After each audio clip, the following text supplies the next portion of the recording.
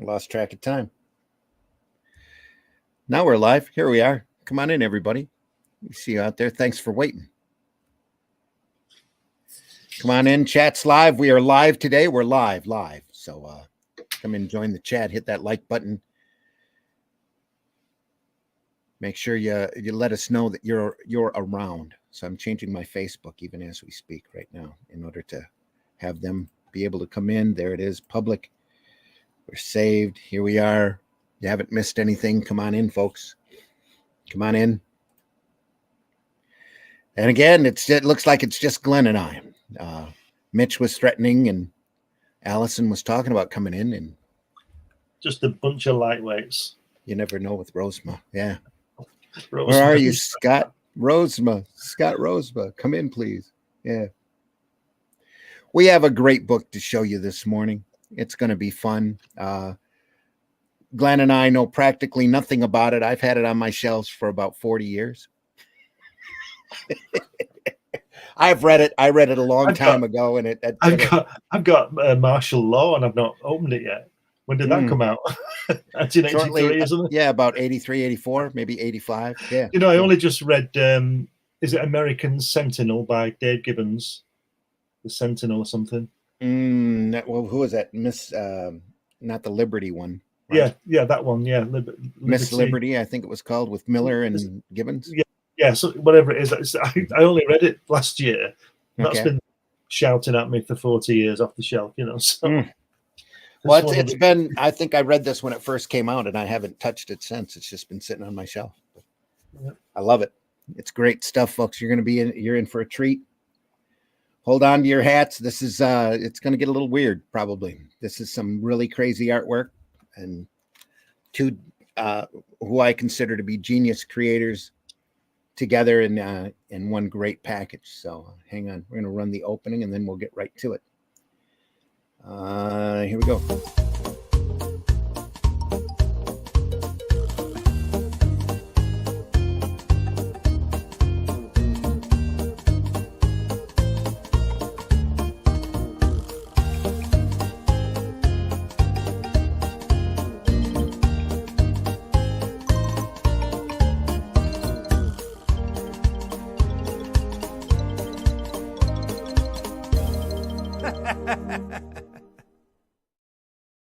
That's right. Sunday Funnies for the 22nd of September 2024. Holy crap. This month is gone by. Soon be Christmas. Fast. Soon be Christmas. I'm your host, Randy Zimmerman. You can catch the majority of my work over at aerocomics.store. I write, I draw. The latest thing that we've got over there is The Shadow Kingdom, which is a Robert E. Howard public domain story called The Shadow Kingdom, featuring Cull and Brule, that is in public domain, that I had adapted for Russ Leach, the great Russ Leach, to go through and do the artwork for. Glenn here did the logo, Shadow Kingdom, beautifully. And it's a foundation for a lot of other material that we're planning right now called the Atlantean, which are going to follow the adventures from these characters in this story onto other adventures and other fun times. The campaign for that, it will be starting very soon at the end of, I believe, within the next week or so. Russ is finishing up the artwork on this now. And as soon as it's done, we'll start that campaign rolling, the Atlantean #1. If you want more information on that, go over to russleach.com and sign up for his mailing list. He doesn't bombard you with a lot of incidental emails, maybe one a month, maybe one a week when we're on a campaign. But go over there and join that list and be informed, and hope you get a chance to get in on it, because Shadow Kingdom's just the first step. The artwork that Russ is doing now is just incredible, and it's meant for black and white. It'll be a black, almost like a Savage Sword of Conan when it comes out. I can't wait for you to see it. I'm very proud of the story that Russ is working on, and we had to kind of step off that Robert E. Howard cliff and see where it takes us. So that's where it went. It took a little while for me to get past the intimidation to get the script done, but it's done, and can't wait for you to read it. Real proud of it.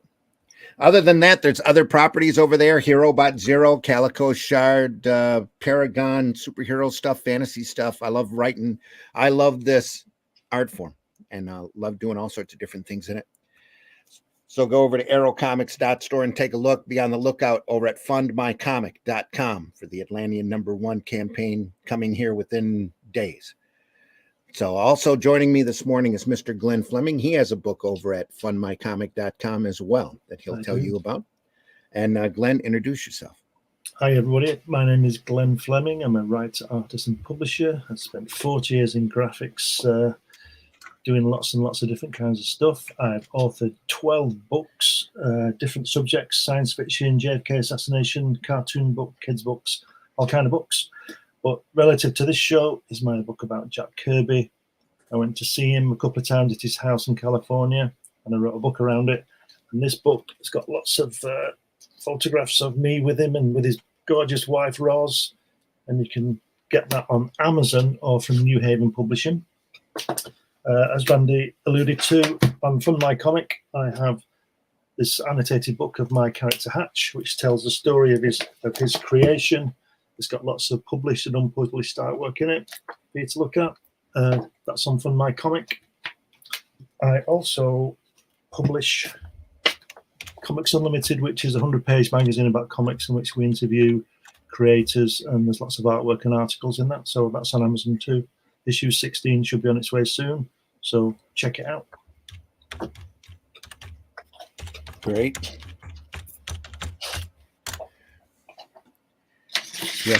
Just looking here on Amazon to see what was up.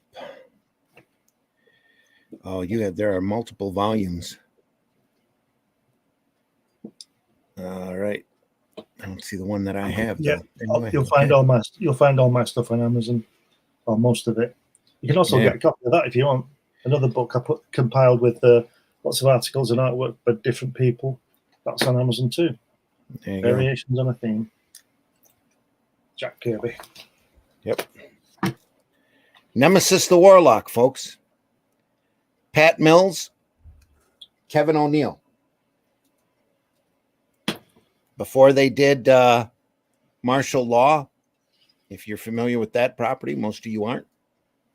Also a great, great property. I'm trying to get this set right here.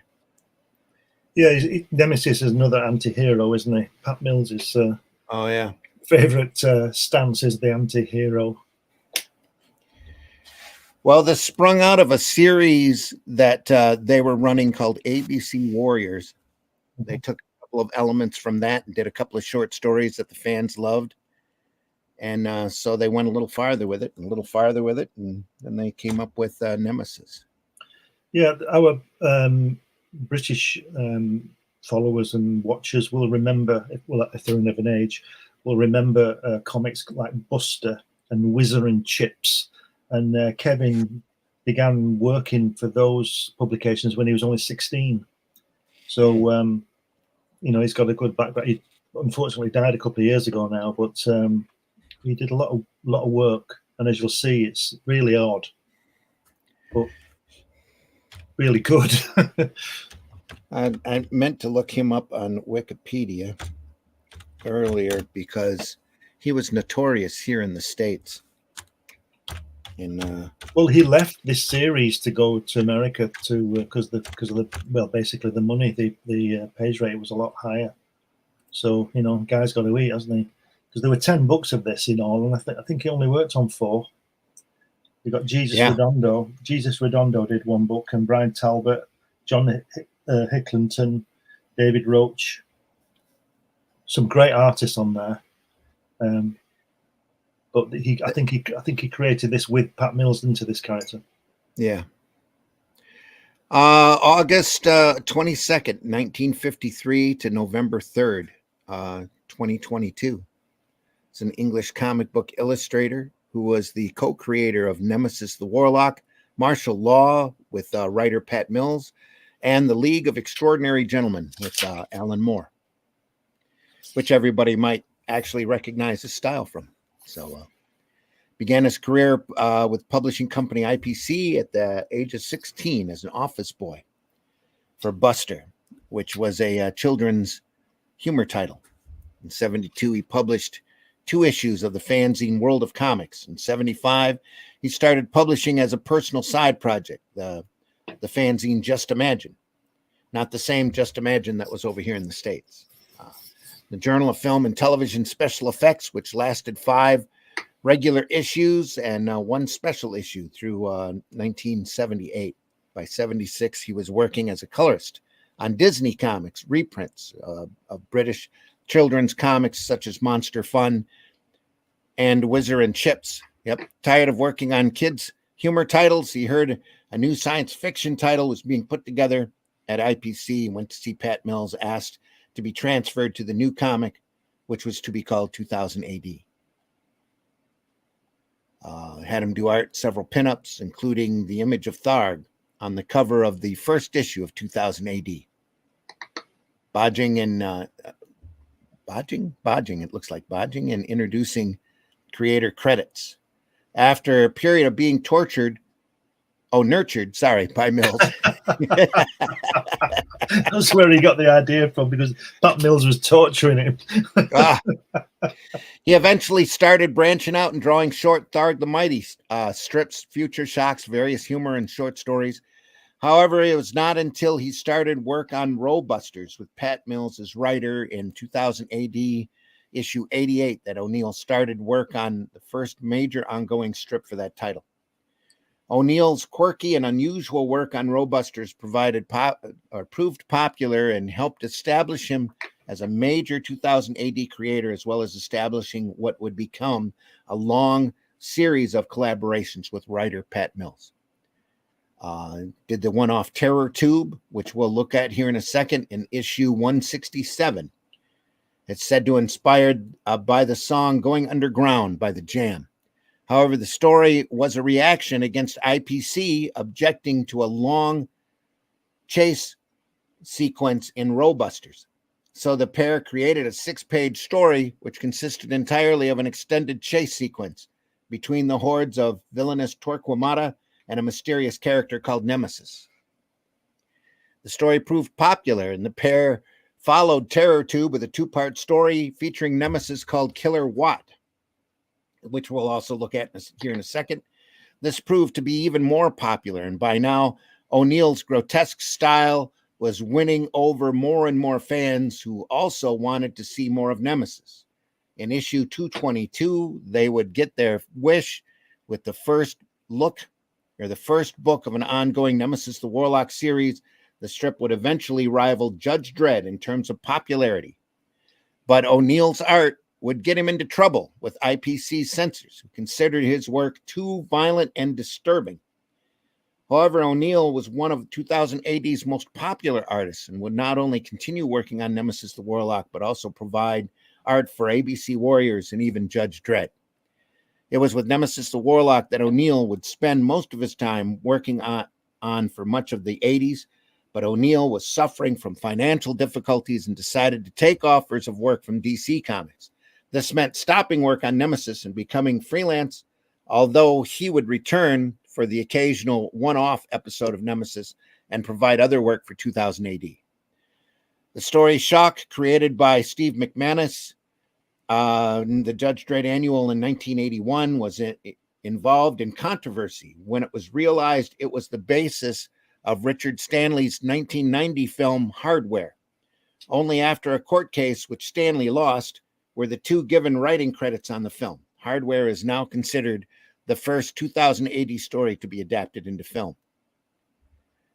There, O'Neill did several fill-in issues, short stories on titles such as The Omega Men, and his first major work at DC was a story written by Alan Moore for the Tales of the Green Lantern Corps Annual number 2. The Comic Code Authority objected to O'Neill's art. When DC asked what was wrong with it, if anything could be changed, the story featured scenes of a crucifixion.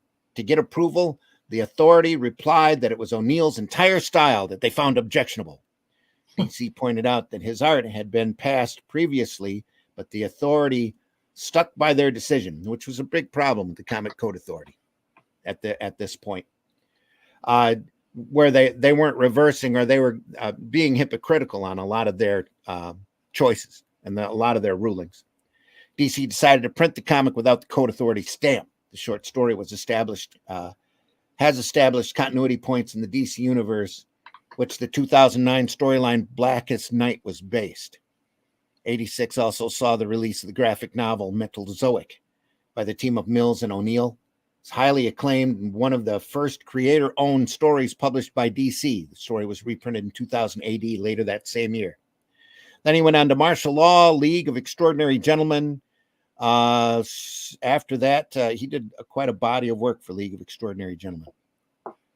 And March 2001 podcast, O'Neill revealed that he had completed 8 pages for Alan Moore's Moon and the Serpent Bumper Book of Magic for Top Shelf, as well as cover illustration and design work for the Cinema Partagorio collected edition, whatever that meant. And then he ended up passing of cancer in London in November of 22. No information was made public about his survivors. So he was only 69, wasn't he? Yeah. Had an incredibly long list of credits, both here and in Britain. So Kevin O'Neill, quite the talent. Now, I'm going to kind of dox myself because I've had this book for so long. I actually wrote my address on the inside front cover. But it's not anything that we don't print already in every issue of Arrow Comics. So it's just, I'm still here, folks. I'm still here. Anyway. There we are. Look at this. Look at this great stuff. I believe this is dual shade board back here. Yeah, it looks very nice, doesn't it? Yeah. Real thin lines. Very beautiful work. We're looking at the Titan reprint book collection of this that was printed back in 1981. Folks, yeah, the series started in 1980, didn't it? Yeah. Just as a reference. And then this is a reprint from 81, yeah. So this is 44 years old. 44 years old, this material. Wow. Just as fresh and vital as any of today's work, I'll tell you. Hello, gentlemen. Dave's in the house. Dave, how you doing? Genuine Comics. Nice to have you aboard, Dave. Here we go.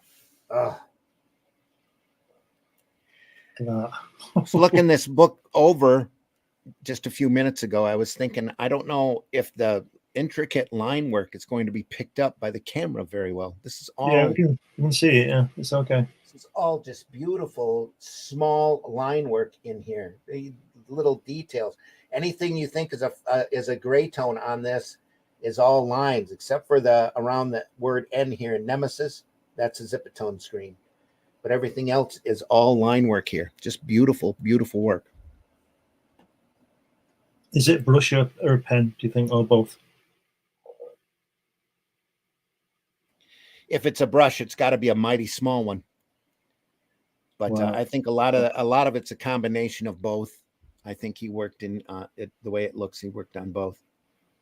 Genuine says, I never heard of this book before. Really, Dave? Did you see any of the early 2000 ADs? This is from like the late 1980. The late 100s, the late 100 progs. The 2022 is the main. It's the first Nemesis story, or 222. Says that is a crazy character design. Yes, it is. All of it is crazy. That's why his style, I guess, was judged to be too risque for comics. I didn't know that he had that trouble over there with it. I know he got into trouble with the Code Authority because of his style in general, which at the time I thought was completely ridiculous. I still think it's completely ridiculous. But that's the code. Is that Kenny Everett there? Where? Do you know Kenny Everett? Here? In the center, yeah. It's like, you know, might Kenny be Everett, though. You know Kenny Everett? No. Kenny Everett was a DJ, TV, sort of comedian type person. Really funny. I think that's him. Yeah. Let's see a little bit of zip screen on this just to drop some stuff back. Yeah. Right. He is an announcer, so it's probably a parody of him. Yes, I think it is. Yeah, because he would be big at that time. He's dead too, but he would be big at that time. Lots of panels. Sorry, go ahead. No, go ahead. Lots of panels. Lots of panels. Unusual for lots of panels on these pages. Yeah. It's very tight, short stories here for a couple of episodes, and then it stretches out quite a bit. In the introduction, they mentioned that the story really caught on because it was a chase sequence, like the Wikipedia entry said. But O'Neill was trying to figure out what Nemesis looked like, and he couldn't figure out. He had his body basically down, couldn't figure out what to use for a face. So Mills suggested that he use his ship as a example. Right. So he used the ship design, which came first, for the design of Nemesis's head. Right. So is that his head and not a helmet? Yeah, it's his head. Right. That panel, that's center panel with the circle with the guy. That one. It looks like a cross between Doctor Doom and Ian Gibson artwork. Yeah. He's the Terminators. They're chasing down a bunch of criminals in the Terror 2, or a bunch of rogue hot rodders.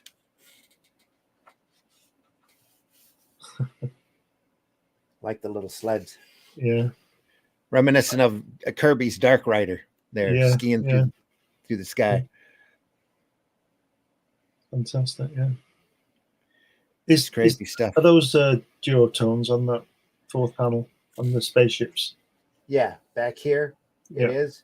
Back here is a graduated Zipatone screen. Over here as well. All of the gray tones here. I'm sure he put those in to break things up, push things forward. Yeah. Do you know? I really wish he'd done it in a wash. I don't know if they would have picked up a wash. I can't remember any of the early 2000s like this using a wash. Yeah, I think they were always real solid, just like the old 70s underground comics. But don't forget, I know what you're saying about the wash and not being able to pick it up. But you imagine, you know what it's like. You can get that moire effect, can't you, with the screen and the duotone. If you're not careful, yeah. If you're not careful, that's what I'm saying. But we see a little bit. I see a little bit of that in the camera on this. Yes, it's almost a moire to it, and this is a solid tone here. But yeah, it's crazy what the camera will and won't pick up. But back during this time, this is late 70s, right? 78, 79. This is over here in the States. The undergrounds are just the alternative undergrounds are just picking up. There's a whole lot of use of gray Zipatone screens and patterns. And sometimes they make the moire patterns on purpose, especially if there's like a mystical background to it. They do that on purpose just to make things look off center or otherworldly.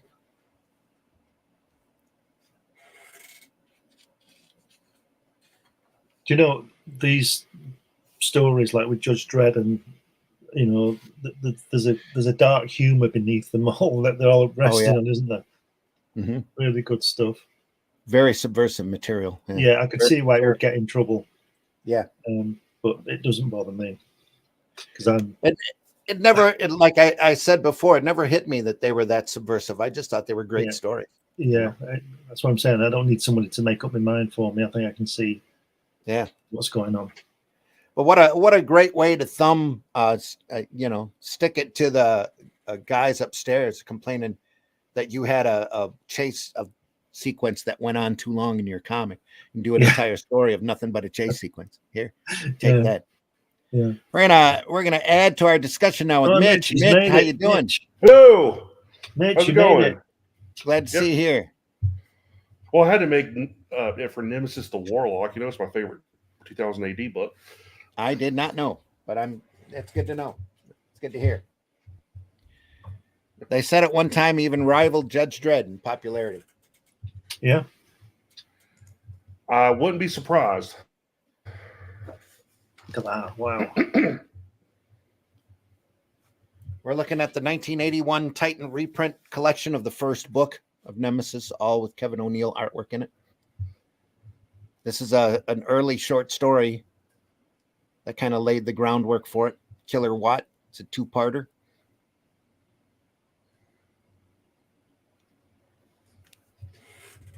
I think they just pulled him up on things because they'd never seen anything like this before, and they thought there must be something, they just didn't appreciate what he was doing.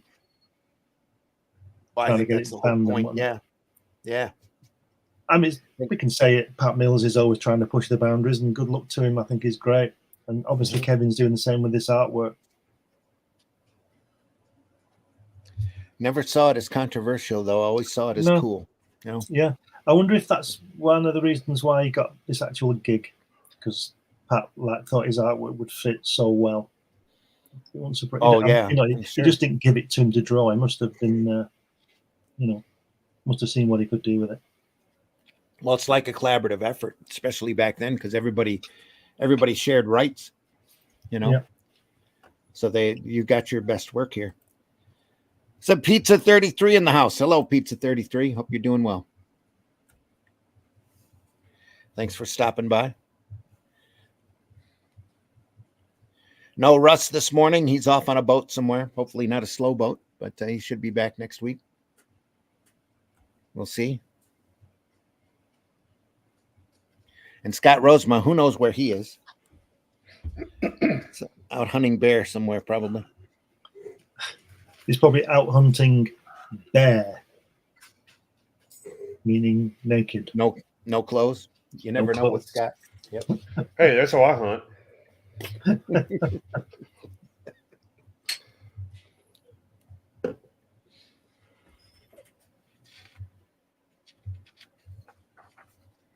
you ever see these early short stories? You probably picked up one of the collections, Mitch, right?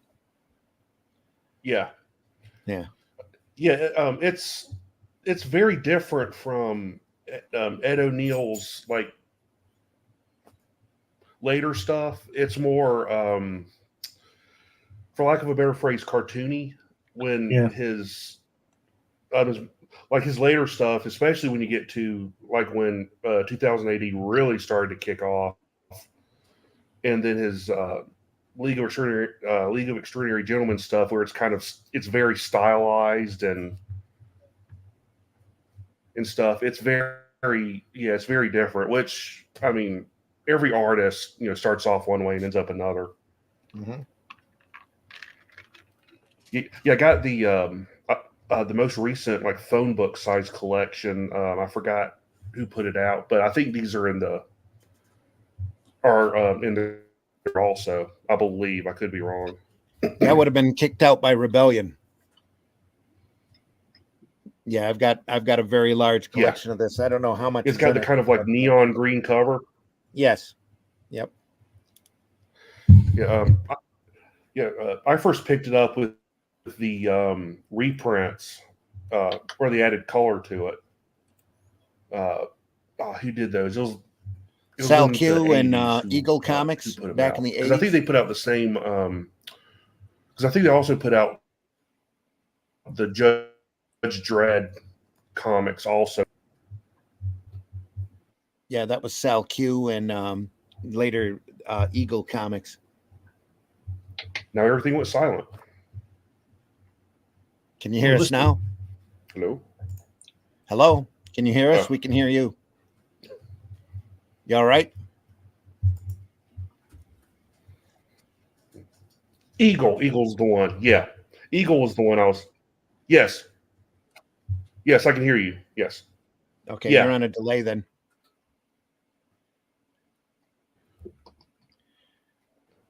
Probably 10-second, 15-second delay. Where is he, on Mars? Could be.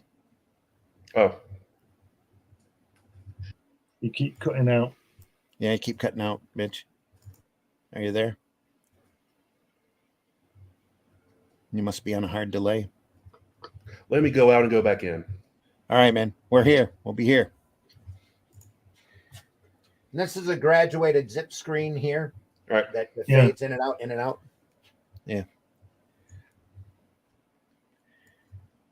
Used to get them all on one gigantic sheet. Yeah, I still got some. Yeah. It's 40 years old. I don't know whether it'll work. Probably not. It's probably welded to the paper it's sitting on, Yeah. I bought a sheet of it. It was one of those I'm going to use that on a story, and I never actually produced a story, so I didn't use the. It cost me a fortune.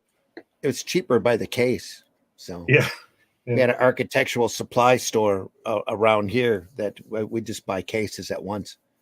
You know, the 20 and 40 grade, and then whatever oddball pattern that they might have. They had this in lines. They had it in circles. And cut them out and paste them in as we needed them.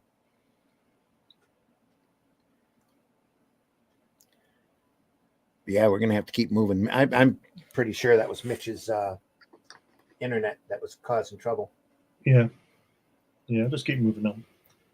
Moving along, folks. Here we go. Next chapter, second chapter, Killer Watt. Just crazy detail here.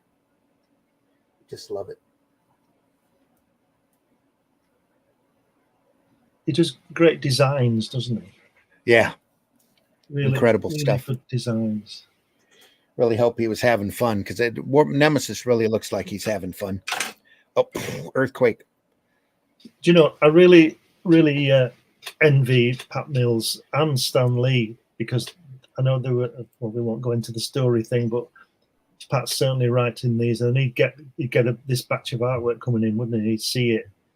Yeah. You know, without the lettering on, because this lettering stuck on in 2000 AD. Okay. And I hope there are copies without the lettering on to preserve. Mitch, are you with us? Are you there, Mitch? Okay, we're just going to keep moving. More zip screen here.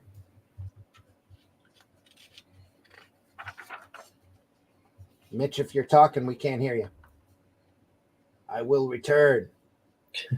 Torquemada. Oh, can you hear me now? Yeah. Yes. Can you hear us? Okay. Yes. You're still on a delay. I don't know if it's my internet, yeah, I'm pretty, or the connection or what. Pretty sure it's on your end, and you're delayed, and you're also fading in and out.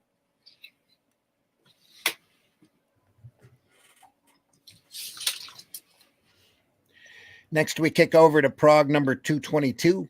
This is the start of the Nemesis series here. Look at that great work. Just crazy stuff. Yeah. All right.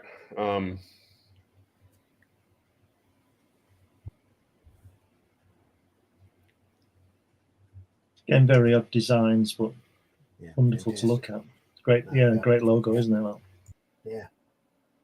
Steve Potter. Yep. Crazy. That's great. Wow. Ah. Look at that.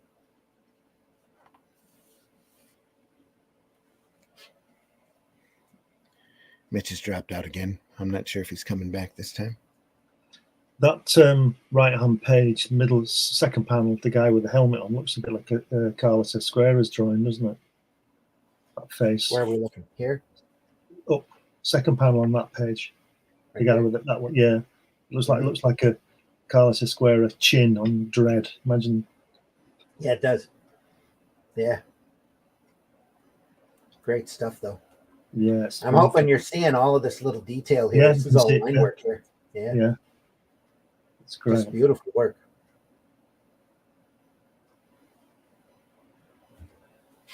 Yeah, it's fantastic.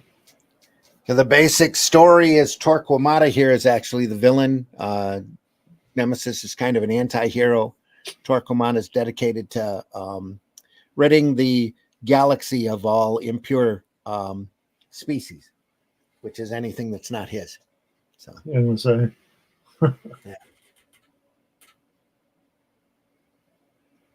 Look at that horse there on the first page, in the middle. Yeah, look at that. Really strange. Really stretching his neck. Yeah. It's got real skinny legs too. Yeah.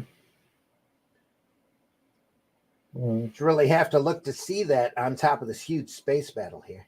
Yeah. That's just crazy. Fancy using axes in space. Yeah. Very chopping 'em up. strange. This guy here doesn't have a leg. Bit of a Spock character going on with that girl. Yeah, it is. I like the shading here on this. This, as far as I know, has never been coloured, and I think it shouldn't be.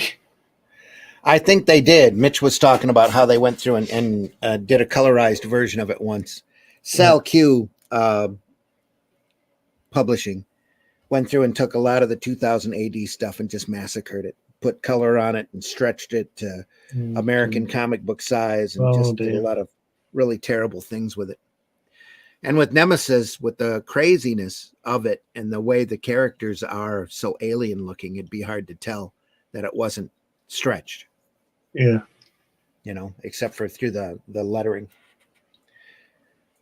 But it was just, when I saw it, it was just sad to see and very insulting, because I knew how great the stories were and how good the artwork looked originally. Right. Mitch says he's restarting his computer. Excellent. Just purely a travesty for them to do what they did to this material. Yeah. Yeah. Well, people like to mess, don't they? Yeah. Just leave it. Just leave it alone. I looked for the first volume of Nemesis on Amazon, the first large collection, and somebody's offering it for $137. Say that again. No, I'm sorry, $172. For what? The first volume 1 of the complete Nemesis the Warlock. Wow. It's a paperback printed in 2010. Oh, right. Wow. Somebody will sell it used for $172. Great. Yeah. I think that's the only listing I'm seeing on it. I keep looking. A lot of the Eagle comics, shall we say, bastardizations are available in the little floppy comics for $3, $3.95 a piece. People looking to sell crap for crap prices. Yeah, a lot of that stuff here, but that's the only English, one of the Titan reprint books, it looks like here. Book 8. They have listed, but not for sale. Bizarre. He's turned into Nick Fury now. Yeah, so why they haven't reprinted this again more recently is beyond me. Rebellion should have a reprint volume of this available. At least. This is something that should always be in stock, in my opinion. Should always be in print. It's Complete Nemesis, Volume 2, Books 5 through 7. Again, unknown. No price on it on Amazon. I'll have to look on eBay and see what they're selling it there.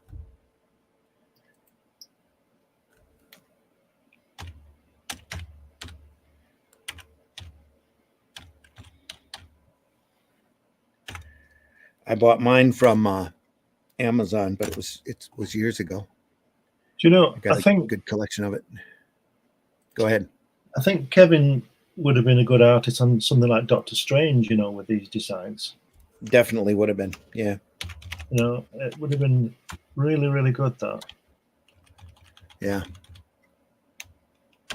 Did Doctor Strange ever have his own book? Oh yeah, number of times.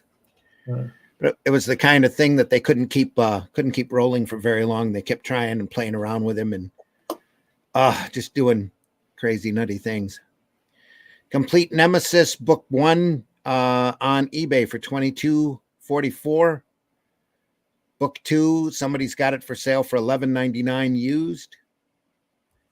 Book 3 for $15.99 used. Here's a Volume 1 paperback that's not listed. Let's see if anybody's bid it. There's not a buy it now price on it. Nope, that's the same Amazon listing I was looking at earlier. Listed on eBay. That's weird. Volume 1 paperback. Let's see where that takes us. Again, back to Amazon. Weird. I didn't know Amazon was jumping in on eBay. Let me see here. You probably own it. Oh, they kicked me right over to Amazon's what it did. All right, I was looking at the wrong place. Let's try this again.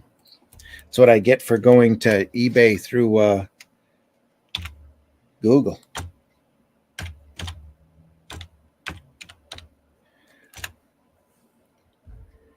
There we are. No wonder I was hitting Amazon listings. That's where Google sent me, was Amazon.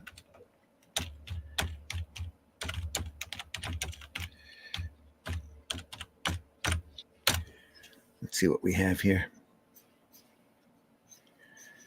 Complete series, Power of Warlock. Nope, that's not it. Nope.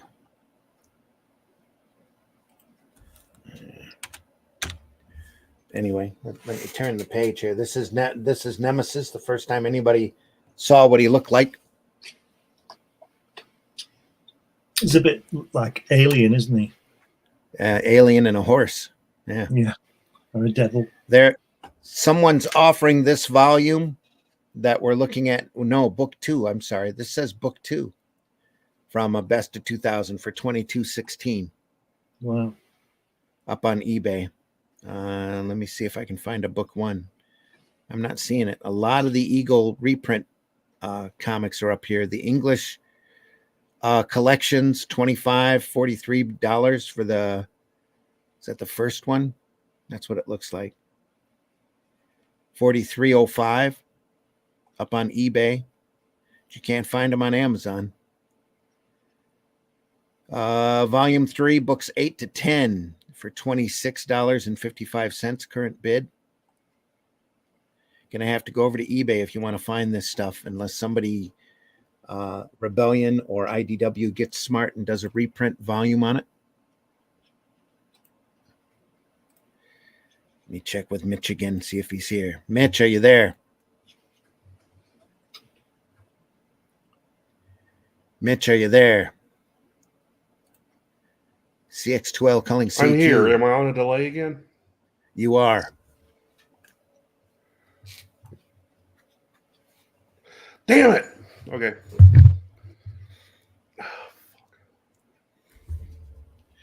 It's probably your internet. Ugh.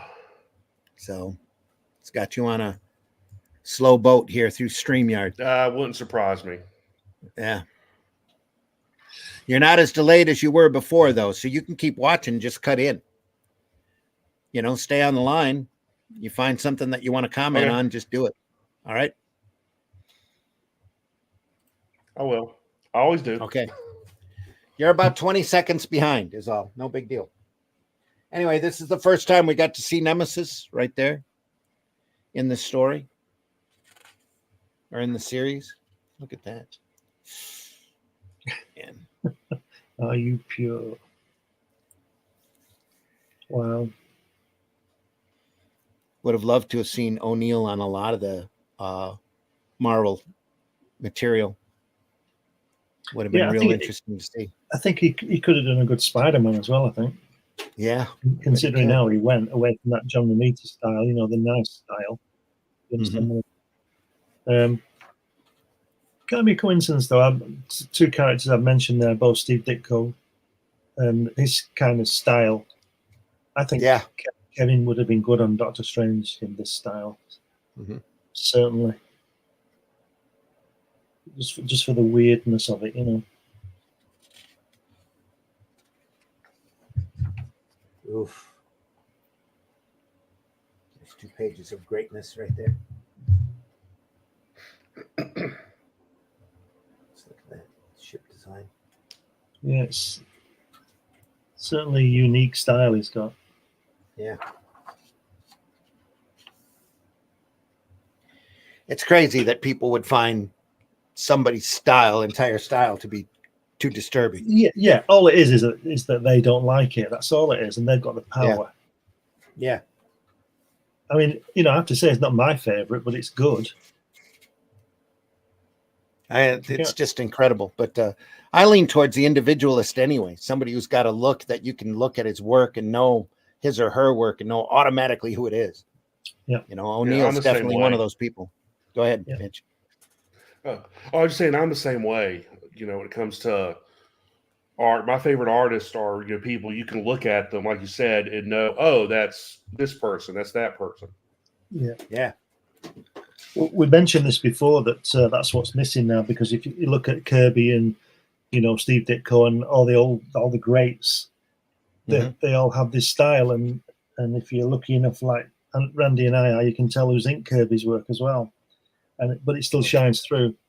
And that was one of the main things that appealed to me with 2000 AD was the different arrays of style, like this against Brian Ball and against Cam Kennedy, totally different styles, and then they all end up drawing Judge Dredd, and it didn't take anything away from the character. And Ian Gibson, such different styles. Judge Dredd's one of those characters that really can work in any art style. He's kind of like, the characters over here in America, Batman, Superman, Captain America, and all them, where they can, the artist can change styles as much as, or you can put as many artists on the book as possible. And most of the time it works because the characters are just so easily adaptable to various art styles. Right. Yeah. It's a little negative space working here. Nice, solid. Just to drive it home. Yeah, it's fantastic, isn't it? It's great stuff. You see, this is also, go ahead. Go ahead. They were saying about it was too violent and all that kind of thing. Mm-hmm. He's not actually showing anything, is he? No. It's like we said before about the shower scene in Psycho. You never see that knife go in; it's all in your head, and that's the point of doing it. Whereas today, all sorts, you see it, so it's just too graphic. Right? Yeah. Oh, you don't need to see it. Yeah. Your mind will do it. Just suggest it. Drop Torquemada back here with the use of a white dot zip-tone screen. Turns it into gray, drops it back. I like the way that his hand has gone into the black on that right-hand page with the axe. Yeah. Really nice lighting effect.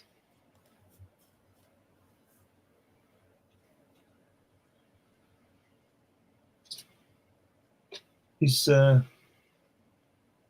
a very nice person, this guy, is he? No. Well, really, no one in Nemesis is a nice guy. Even the heroes are kind of morally corrupt in some way.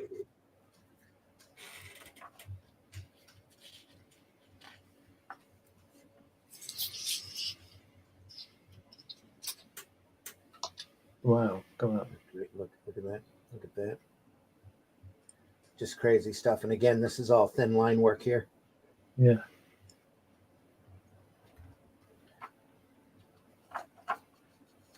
It's all intricate detail up in here. This guy connected. Crony face. His crazy ears. Maybe a little bit of H.R. Geiger in here. Wouldn't surprise me. Yep. Yeah, a lot of the characters have that kind of biomechanoid feel to them. Yeah.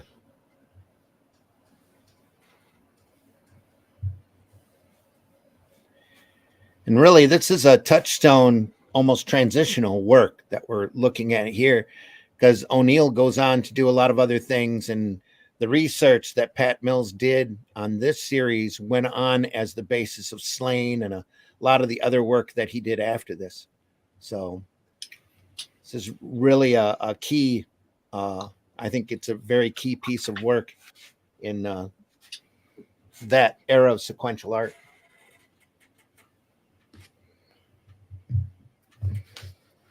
Definitely a trendsetter in a lot of ways. It's just so unique, and it shows. Yeah. It's just great. I'm just trying to get my head around somebody being offended by it. I don't get it. Be interesting to see him do a couple of adaptions from. It would have been interesting to see him do a couple of Clive Barker adaptions. He'd be great on Pinhead. I wonder if he ever did any Hellraiser stories. I think he did for Epic. Wouldn't surprise me at all. I believe Yeah, I believe he did for Epic. Style totally Epic. lends itself to it. Yeah.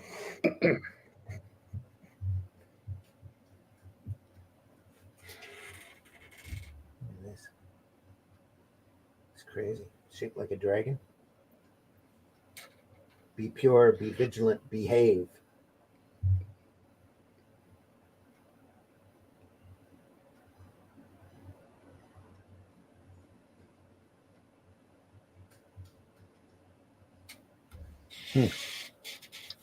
That drawing to me is crying out for more blacks on that spaceship thing. On here? Yeah. Yeah. Maybe a few stars somewhere. Yeah, it's in the street. So, I know. Yeah. I know. It's kind of a sled. Yeah. Dragon sled. To say after Torquemada vanished. Look at that guy at the bottom there. He's telling him to rejoice. He's got his sword in his nose. This guy here? Yeah. Yeah. Rejoice. Hail, Torquemada. Yeah.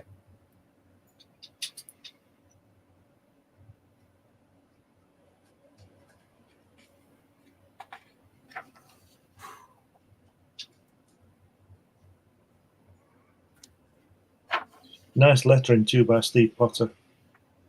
Yeah. Again, this is almost like looking at how we remarked on Friday with Charlie's War. Every time you turn the page, there's something new. There's just something crazy good. Yeah. In this. Just beautiful stuff. Again, the ship here. He's just a great designer, I think. Yeah. It's absolutely incredible work.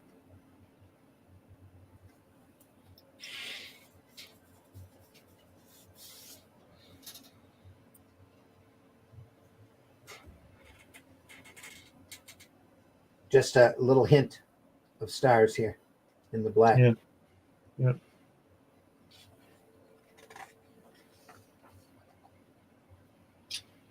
Great head. There. It's such a bizarre design. It's just more machine than man, isn't it? It's the, you know, yeah. And flesh and blood. And then he goes to the cartoony guy character face just above that one. Yeah. Yeah. Yeah.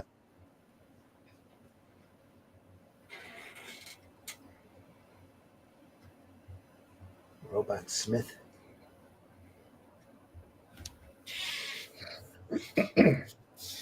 Yeah, I was reading in the introduction that they were going to link this with ABC Warriors and have the main villain be Gridlock or Dreadlock, one of the characters from ABC Warriors.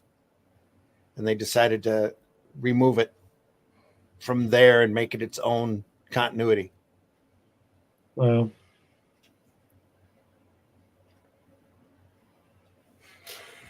Yeah, I'm actually glad they did because ABC Warriors is too much of a departure in tone from Nemesis. Yeah, it is. Yeah. Another crazy property we'll have to look at real soon.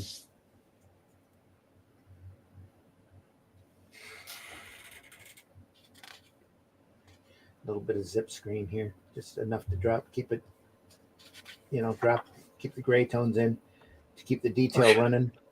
Look at that. Look at his legs. His legs are real devil legs, aren't they? Jack legs, yeah. Fantastic. His Captain America boots on. Very crazy design.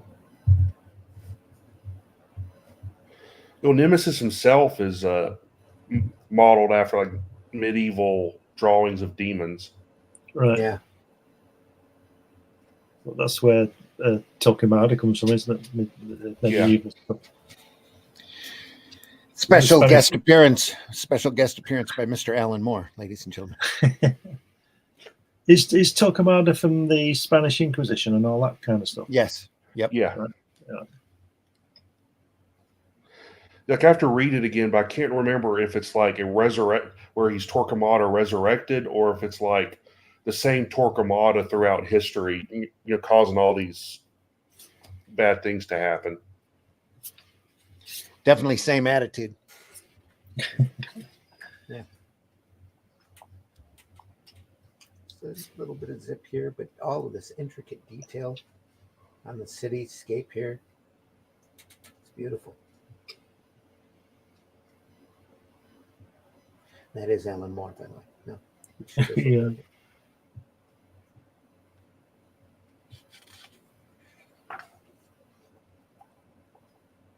Just gets crazier and crazier. Oh, no. Look at this. Hanging in. It's hanging him.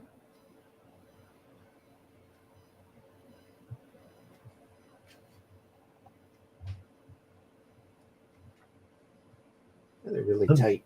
Hanging in by a chain. Yeah.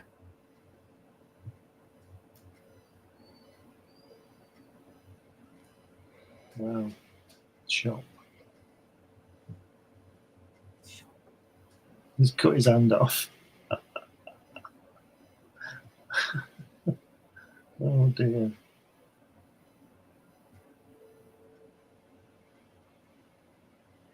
Crazy Yeah. pattern here. It's like hair there on his chest. And the lightning firing because he's up there. Yeah. It's a great look.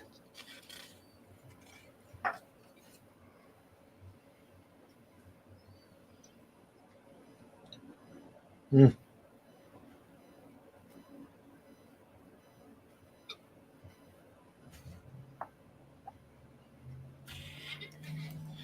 And don't forget when we read that Wikipedia, he got tired of drawing kid stories. Yeah. So he went totally the other way. Yeah. Would enjoy seeing some of his kid literature. Yeah.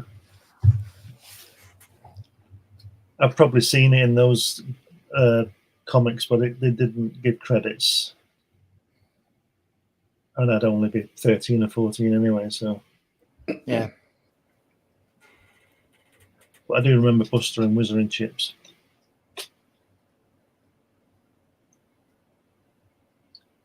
Is that a dry brush in the bottom right panel now? Here, yeah. Very nice, that. If he didn't use a sponge, he probably wasted a brush. Yeah. On this one panel. Just yeah. Dab, dab, dab.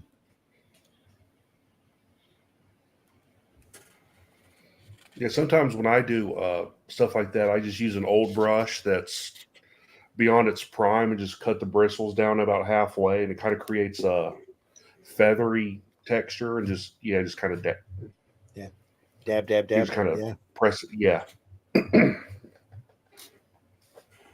It's back when everybody used real ink. Yeah. It's with some of the best ways. Here again too. That's a combination of crosshatch and dry ink or dry brush. Look at that.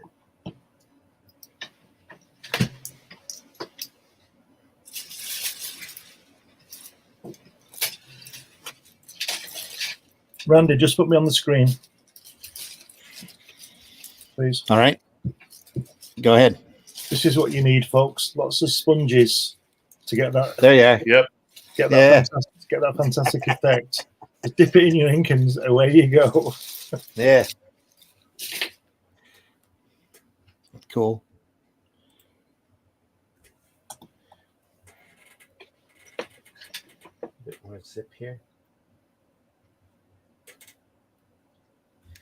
Mitch, you said you saw this originally in color the first time you saw it? Yeah, it was the Epic reprints. Okay. I think I found them in a used bookstore because a lot of them would have like boxes of comics, and being a comic kid, I'd always go under those first. And the cover kind of struck me. It was this monster. It's like that looked like it was a combination of skin and machinery. I was like, "Oh, this looks cool," and yeah, picked it up, read it, and my 12, 13-year-old self never looked back. Then I found out that it was from the same company that did Judge Dredd. I was like, oh, that's awesome. Yep. Yeah. I'd like to see Pat Mills' scripts for this to see how much description was in there. Yeah, same here. If any. That'd be interesting to see. Not to take anything away from anybody, but just to see what was in Pat's mind, because I can't imagine he didn't give him a few pointers. Yeah.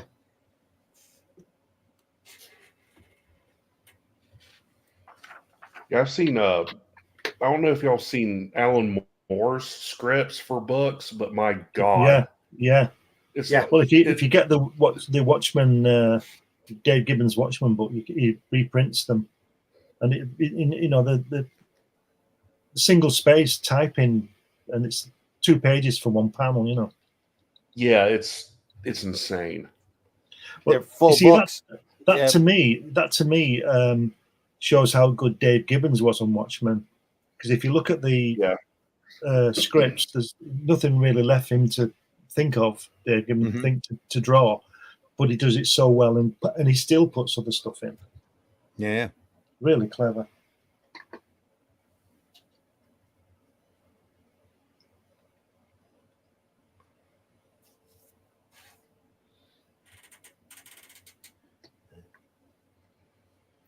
It's amazing, isn't it? Yeah, it is incredible. Crazy. Beautiful stuff. This is an eye here.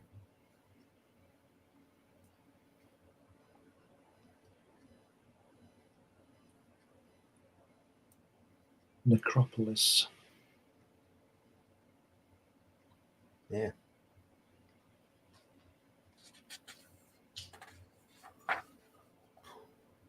Wow, look at that.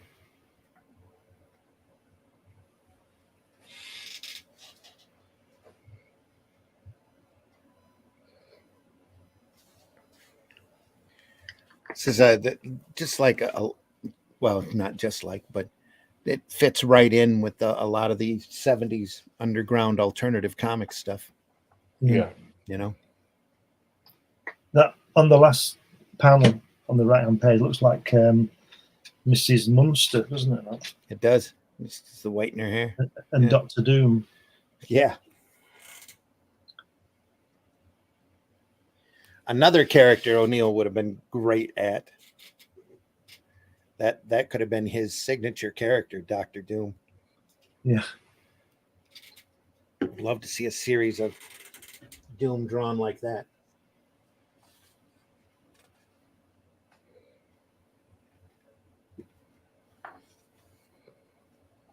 Oof. That's a nostril, isn't it? Yeah. Bit of Basil Wolverton mutation working here. Yeah. Look at the detail on that hand. Yeah.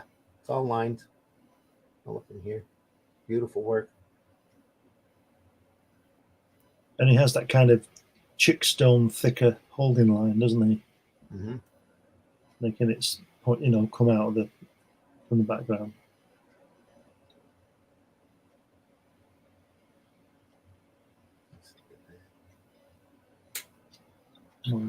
It's very swastikas on that design there.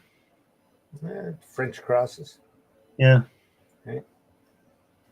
More than swastikas. I don't think they would have gone that direct with the symbolism. Oh no, I know they're not. And it just when I first saw it, that's what I saw. A little, almost male symbol here. Cross. Is that Moire effect on there, or is it just my screen? It's just the camera. Here, right. You've got a great Zipatone screen back here. Right.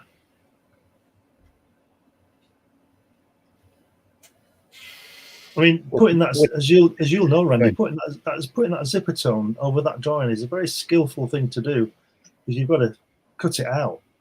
Yeah. And you don't want a line across the middle. You've got to put the whole thing over the thing.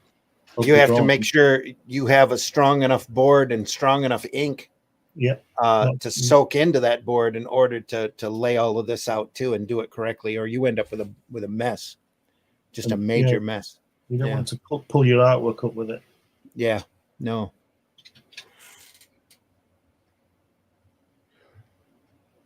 That's a very tight screen, though. That would not have been an easy job. No. To do at all. And cutting as well with I guess he's using a scalpel there. He's cutting. Got to be careful not to cut the line as well. Yeah. It's easy to do. So we'll get a little bit more zip over here too. It's for the metallic look for his helmet here.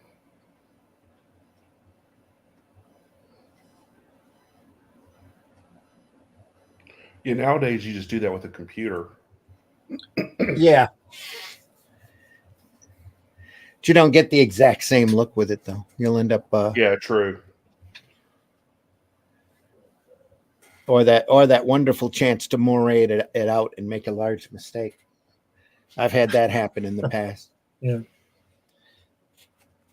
You get it back from the printer and you go, oh man, that's not what that meant to look like. Here we are again. And Nemesis, I am the Warlock.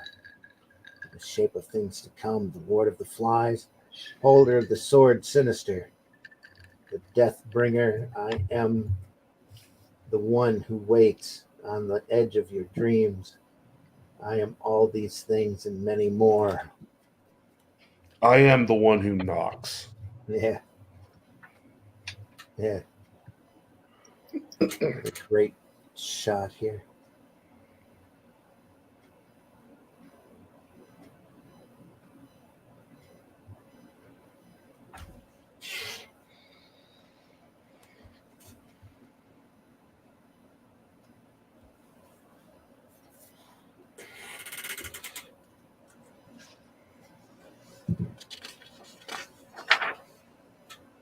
Oh.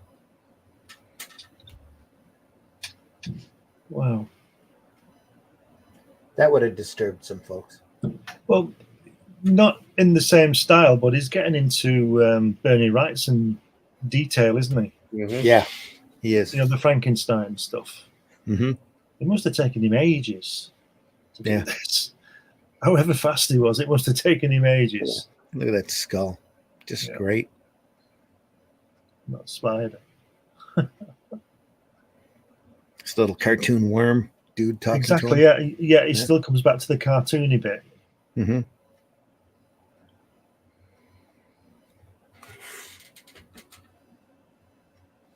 It's a graduated zip screen here. Yeah. A little bit of cutout for the lightning. This is all one screen back here. Again, that would be a nightmare cutting that out. You've got to be very confident to do that. Yeah. Confident and competent. Yeah, exactly. Another beautiful skull here, too. Yeah, it's great, isn't it? It's fantastic. It's just great in general. I'd love to have seen his Dormammu. That would have been something to behold, wouldn't it? Yeah. Yeah. Said any of the Doctor Strange stuff would have been phenomenal by him. I could almost see Doctor Strange rendered by him too. Yeah. Very easily. Yeah. Yeah.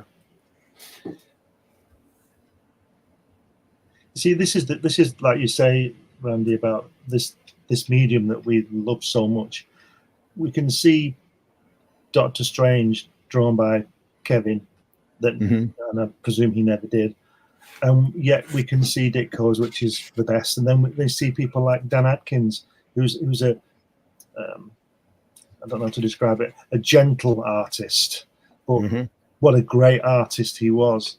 You know, like I said about the Judge Dredd getting different styles on it, and it still works. You know, if you read Dan Adkins' Doctor Strange, it's great. Or Marie Severin's fantastic. But this would work as well. This style would work as well. Yeah. Indie Comics Network in the house. LMAO. I am the one who knocks. There goes my coffee.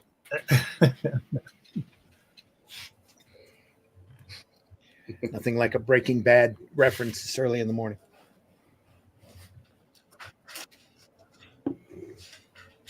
On a Sunday. On a Sunday. What's he call that little worm guy? Grobbledonk. Is that what it is? Yeah. Yeah, Grobbledonk. Oh, I'm Grobbledonk. Yeah. And I'm here to give you shit. Oh. Is that what he says? No, that's what he's doing. Yeah. But like you say, that skull, that skull is amazing. That's amazing. Holy crap. Look at this. Oh.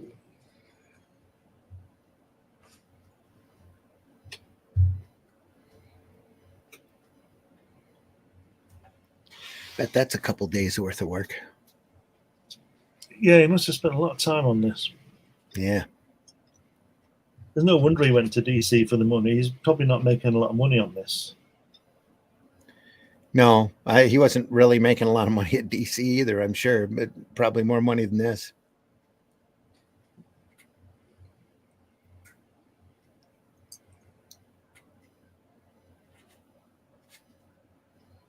I don't know what their average page rates were here. No idea. Should probably read, like I said, Friday. I've got Pat Mills' autobiography. I should sit and read it and see what if he mentions anything about page rates. Well, whatever it wasn't enough. No, not for this. This is amazing work. Got a skeleton in the center there, sitting at the table. Wow. It's just as fresh now as it was 40 years ago, you know? Yeah, and will be in 40 more. It's just, sure it will. It's just brilliant. Use of negative space here. Know what to draw and draw the hell out of it.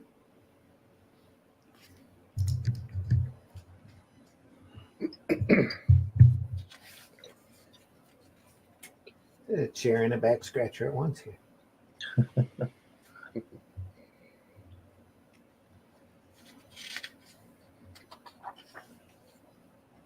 Oh, here's the cover. Revenge of the Warlock. Prague 230 from September of 1981. Wow. Was that 43 years ago? Yeah. Yeah, to the day, just about. Wow. Yeah. Just about.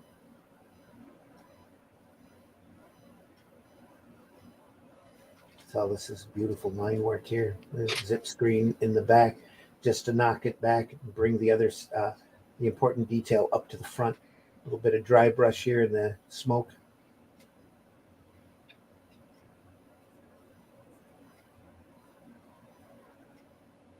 It's all that detail.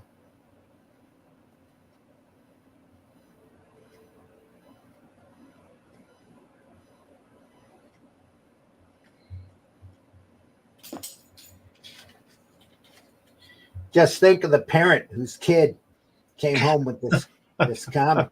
He's looking at it. What the heck is this?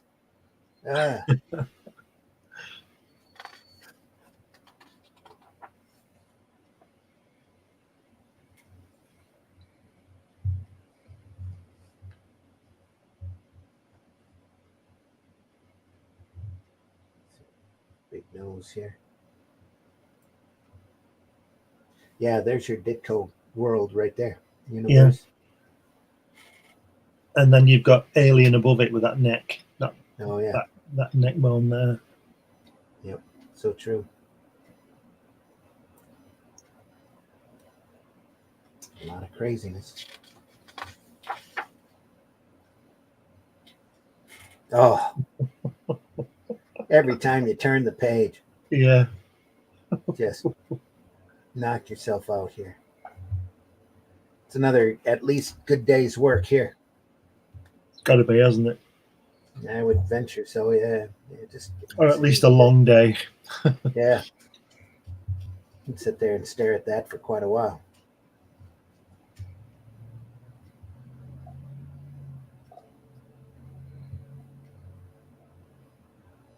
Man. What did he do for DC? Was it Green Lantern, you said? Yeah, he did some Green Lantern Corps stuff, worked with Moore on a couple of other things. Yeah, I think his most famous thing with Moore was League of Extraordinary Gentlemen. Yeah, he had a good run on that, about 3 or 4 books, I would think. So he only drew Green Lantern as like a mainstay character. He and Moore created all the others. Oh yeah, right? yeah, Is that right? Yeah. Because the British artists that went over do seem to get an established character gig, like Dave Gibbons did Green Lantern and Superman, didn't they? Mm-hmm. Yeah. And they seem to get their own stuff and excel. Not that the other work was bad. Yeah. So Gibbons' first gig here in the States was Green Lantern. Yeah. What was that comment? What was that comment? Is it that previous comment that you put up for a second there? Is that from it's Indie Comics Network, says that attention to detail. I love this so much. Get so tired of anyone can make a comic. Yeah, sure. But just because they can doesn't mean it's good. This bleeds passion for your art, for your craft. Yeah. Sure does. Is that from Nita or C? It could be either one. Right.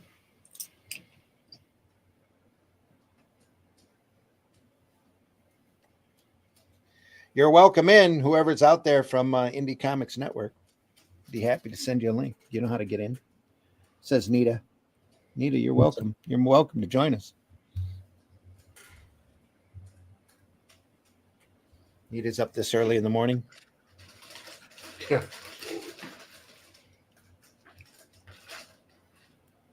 It's probably 8:20 in the morning there, maybe 9:20. She's probably corralling her kids. It's 10:20 over here in South Carolina. So. Well, you're still in Eastern.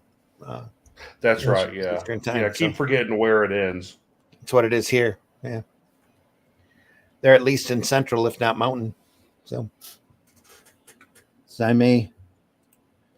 Says nah. It's just nah. I have to get dressed. LOL.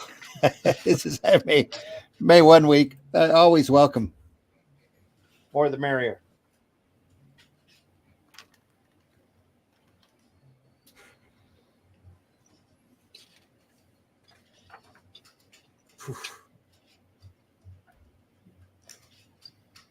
Wow. Another great day. Look at that. Jeez. It's knowing when to get super detailed and knowing when not to be, Is that first page there, is it online work? There's that grey is not tint, is it? This looks like duo shade right work here. Okay. In the background. I could be wrong on that, but probably not. It does.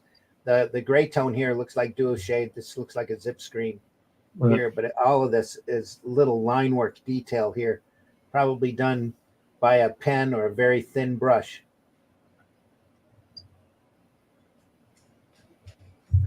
Just a gorgeous combination of all of that technique.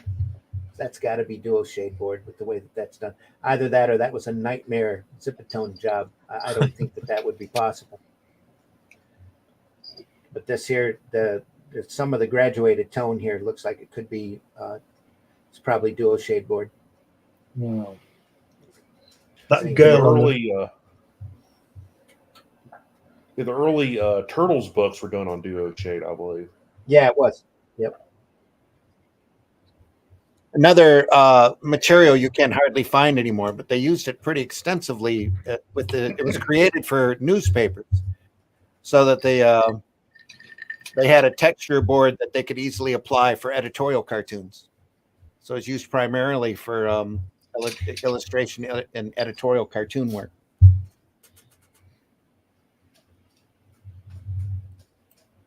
And we explained what that was before. It's called duo shade board because there are two.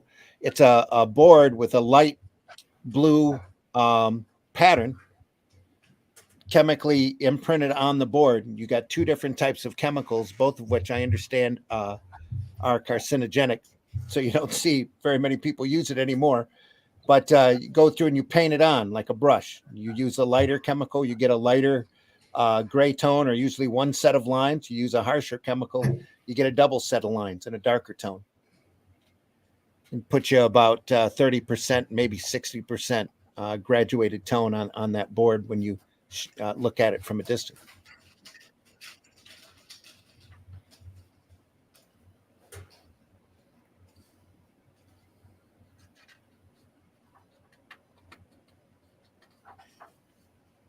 Oh, man. Wow. Nemesis. Look at that. Wow. Yeah, definitely dual shade there. Are those hairs on his arms and his hands? Oh, yeah. All line work. Yep. Or pedograph or pinpoint calligraphy pen brush, probably. This could be brushwork. Probably a combination of the two. Yeah. This is here too. Look at that. That's all thin lines. Wow. Expertly rendered. Yeah.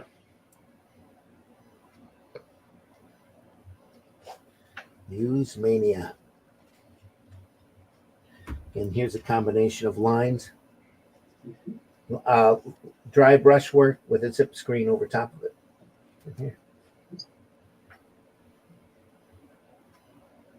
If this was solid black, all of this dual shade work would look like Kirby Crackle. It would, yeah.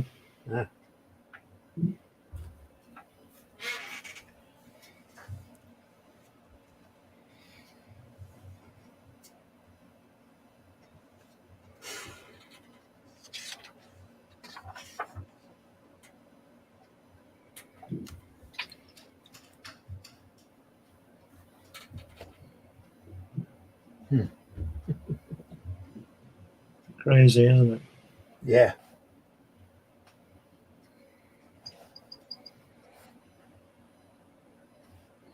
I still think there's a hint of Ian Gibson in it. Yeah. I wouldn't imagine he did that on purpose. It's just the way he draws. But it's certainly, especially with the shoes, the boots. Looking at this really quick reminds me of the opening of My Three Sons. It's a TV situation comedy drama we used to have over here. You still see it every once in a while on the retro channels. It's got kind of an animated opening where they're all looking at everybody's feet. Squishing this little worm guy there. Yeah. Oh no, he's all right. It's just under his foot. Yeah. Got out.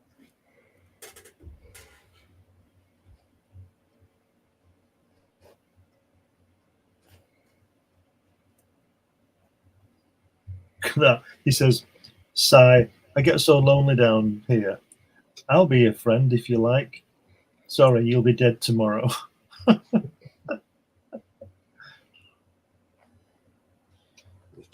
Wicked.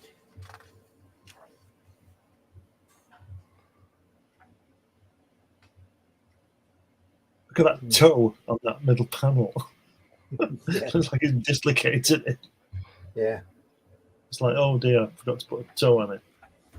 It's like a Don Martin or a Jack Davis. Yeah. Foot. Yeah. Yeah.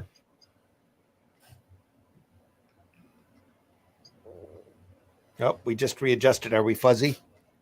No, it's fine. Okay, well, it's a bit fuzzy, but it's okay. Make it refocus here.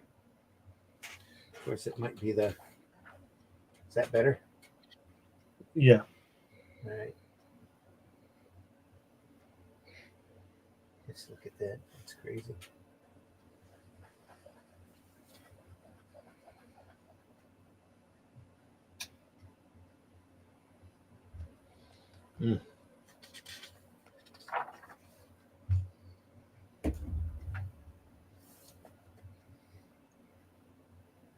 again, it must be a great thrill for Pat Mills to get this artwork back and see his work visualized, you know, Yeah.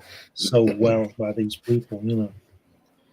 Again, beautiful feathering work here on the black smoke. Yeah, it's good, isn't it? Yep. Die Deviants.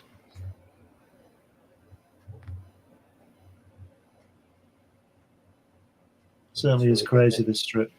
Down to a science right there. That Yeah. dual shape use.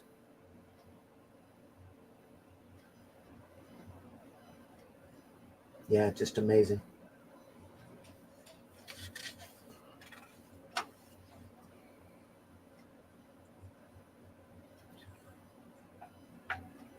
Crazy.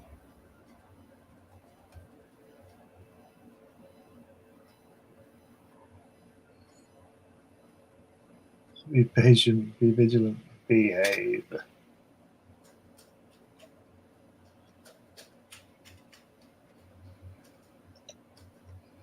It's quite mad, this work. It's crazy. Mm-hmm. But it certainly doesn't offend me. No.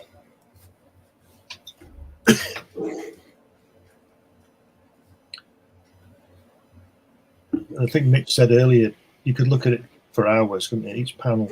Yeah. Just looking into it and seeing what he's doing.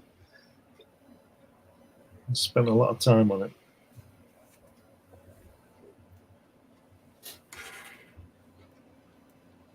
Skeletal structure here. It's crazy amazing.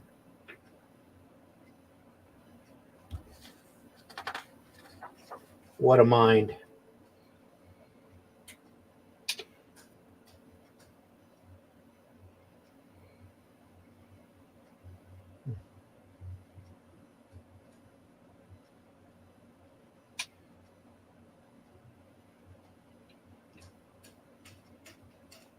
Getting it a little bit straightforward, a little more rigid in his layout, panel layouts here.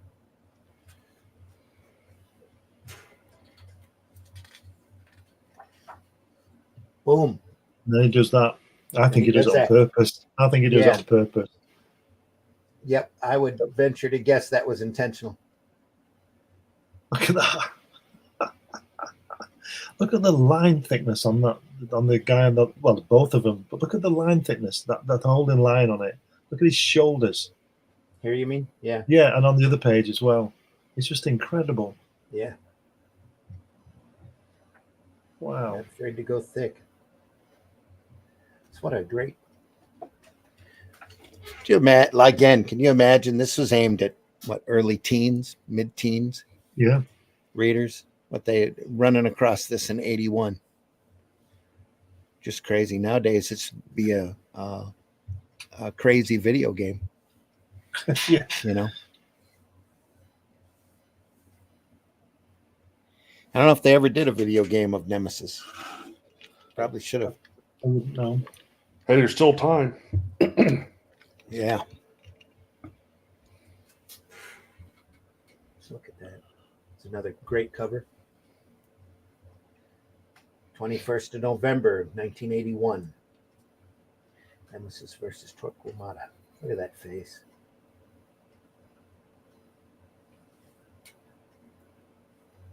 Probably 239. Are they on 2,000 something today? Yeah, something like that, yeah. It's a great 2-page spread. See, he doesn't even do a rock like another rock, does he? No. How many pointed rocks like that have you seen? Yeah.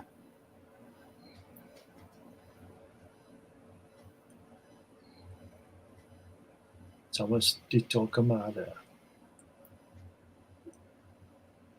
Oh yeah, named after the Spanish Inquisitor. Nobody expects a Spanish Inquisition. Yeah. It's a great shot here too. But look how effective that next page with that rigid panel layout, like you say. Look how good that is. And the way that he's just like it looks like he's looking at his own story, doesn't he? Yeah. How good is that? Just stripping. To put the black between the panels, you know. Right. Yeah. Grand Master of Termite.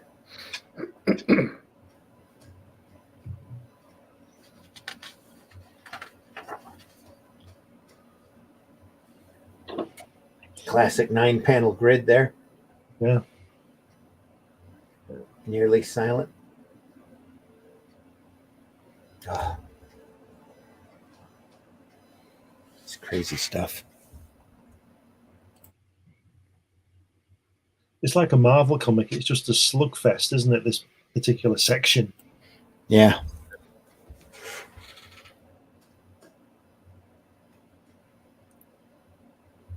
It always used to make me laugh when, way back when Doctor Doom got the surface power, and he had a punch up with Ben. He could have just turned him to dust, and he just had a punch up with him. Yeah. That's Kirby. I think Kirby liked fighting when he was a kid, and you know what I mean. That, and it fits into Doom's Madness. Yeah, mental state, wanting Like to do the physical. Yeah, it's like his vanity, isn't it? Yeah. Yeah, that's what I meant to say. Very much so. Fits his character real well.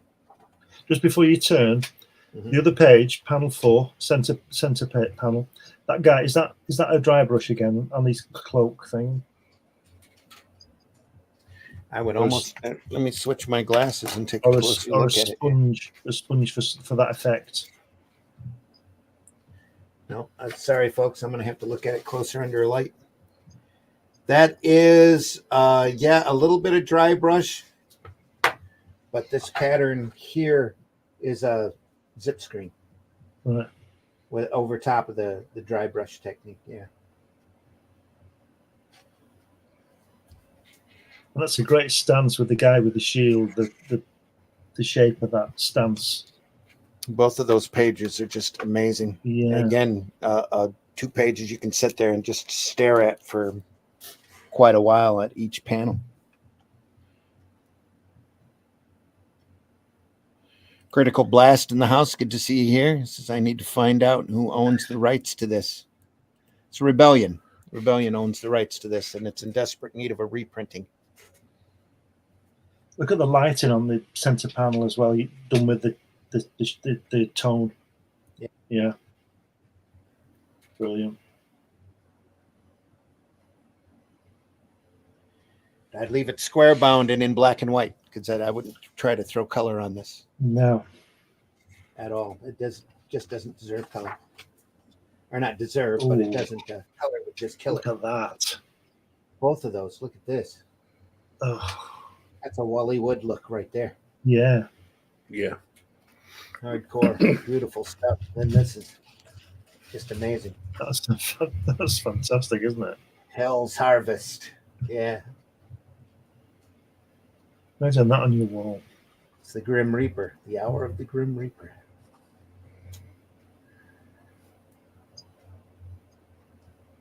I love the way he's done the circle with the sickle and his cloak. Make your eye go around the drawing.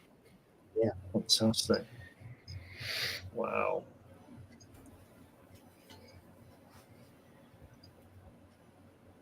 I drew a Grim Reaper guy in Forest.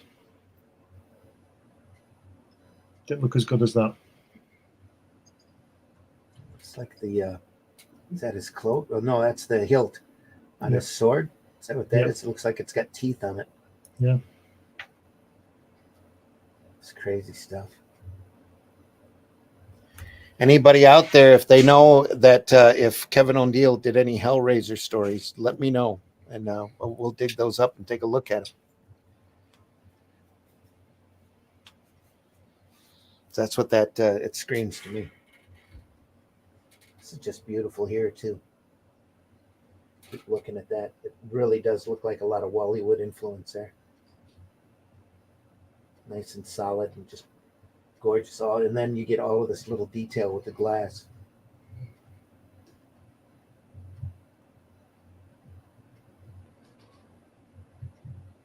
Just great stuff.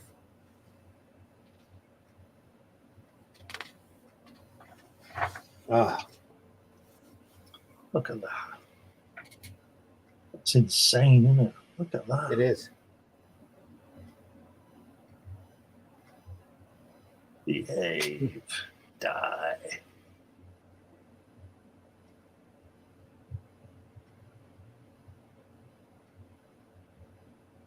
See, even the lettering by Steve Potter's good, and it's like I said, it's even though it's stuck on, it's still hand drawn, you know. Done. Mm-hmm. And it works so well. Yeah. I keep going on about forever, but it's just I just hate the. I mean, I've done it myself. I just hate the computer lettering. It's too precise. It's like a CD against vinyl. You know, it's too precise. Mm-hmm. You need a bit of soul in there. You know.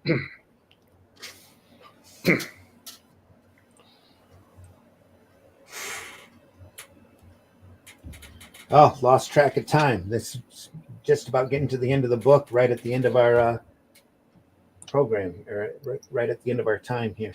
Oh, that's good. Just crazy stuff here. Look at that. More detail.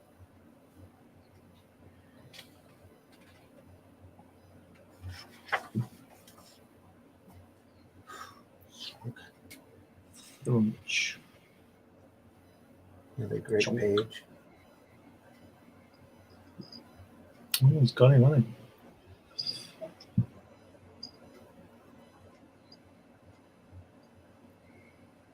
Next final battle. Yes, I am your master now. Ah. Just look at that. That whole page is crazy.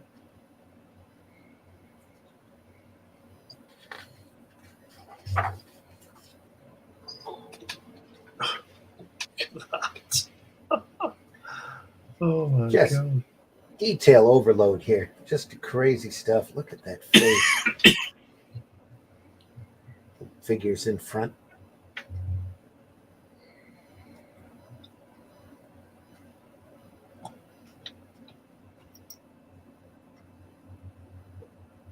Look at that monster. Just insanity. Is that a mouth at the end of his arm? Yeah.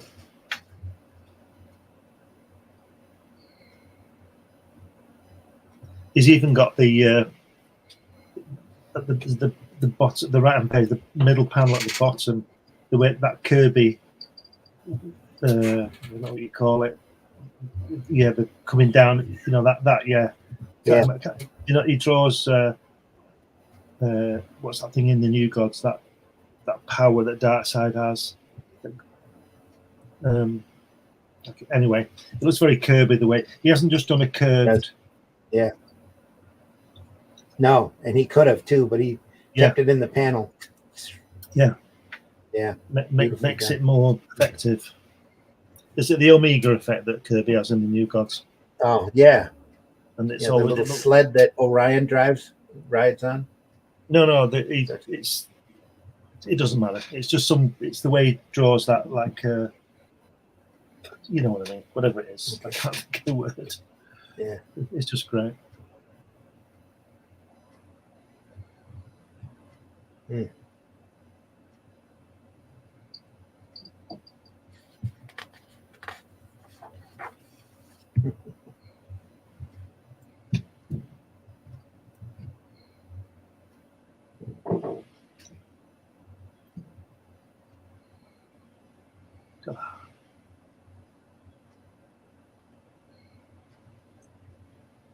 Mm.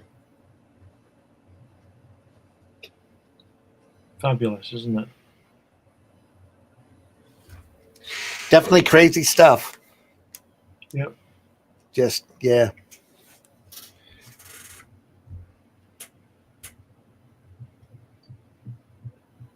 Indy says, "Good morning, Mr. Carter." Yeah.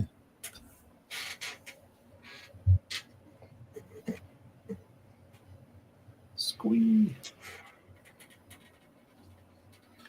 There's a squee there. Squee.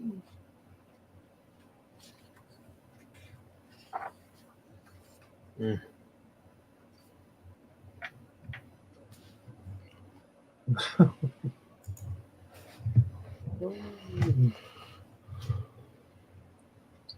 Look at that panel there where he's on that bridge holding him. Yeah, and that next one, the far one, yeah, that one. Isn't that fantastic? And then the juxtaposition, the faces. No.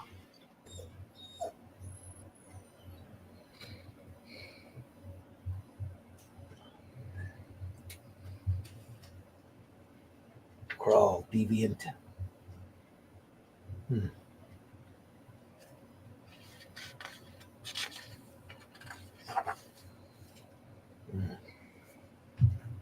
I will read. Oh man, look at that last page. It's a solid detail line work here. Imagine if you'd done that all the way, all throughout. Yeah. It'd still be drawing it. Probably. Maybe not now, but he would have been drawing it for a long time. It's just dynamic. It's fantastic look to it. Wow. And you need a week to get over this, wouldn't you, once you've finished it? Yeah. Wow.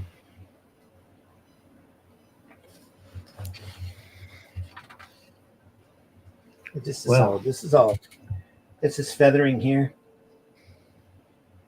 It's all feathering here. They're done with a thin brush. Yes. This part here. Maybe with a little bit of white out over top of it to bring out the lightning. Yep.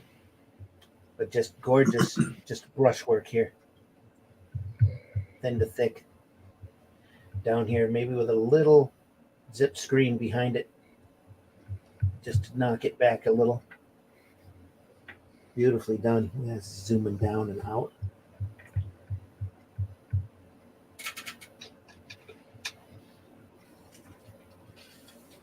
They must have had definite parameters because they were being printed on newsprint, right? They couldn't go past a certain area because it looks like the tip of that ship was cut off. Yeah. So it had to have. Go ahead. Those 3 panels at the bottom must be the smallest panels ever drawn in a comic book.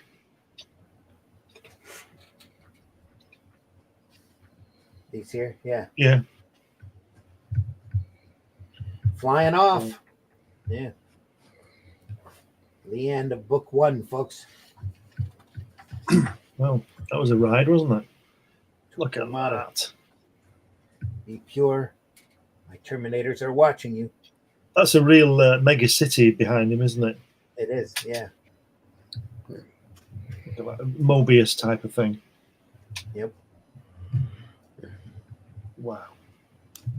And again, just super thin line work contrasted with super thick outlines, solids. All of this is feathered using a brush. This is feathering here as well. A little bit of knockout there for the lettering. Just a little thin line work here. Beautiful stuff. Just a little zip tone down here along the bottom, just to bring that sword hilt out.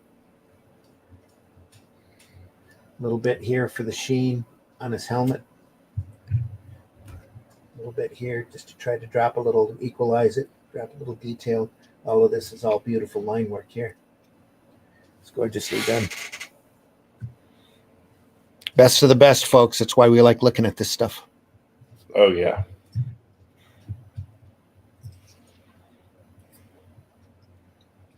That brings us to the end of the book.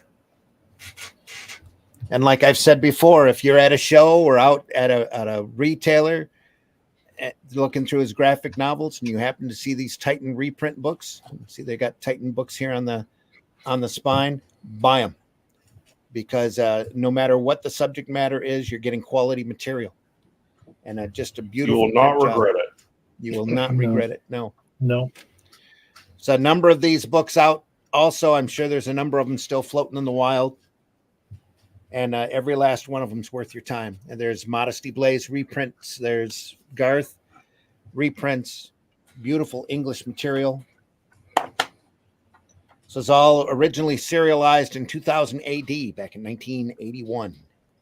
Or no. Yeah, 81. Nita says, thank you, guys. Great show. Thank you, Nita.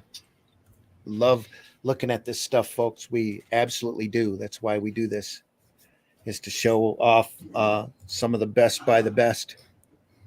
Great inspiration if you're doing any type of sequential artwork. There's always something to learn. from these old masters, whether it's brush control, pen control, use of screens, zip-tone, gray shades, even nowadays on Clip Studio or Photoshop to drop stuff back and pull things forward. And there's always something to learn. Great stuff.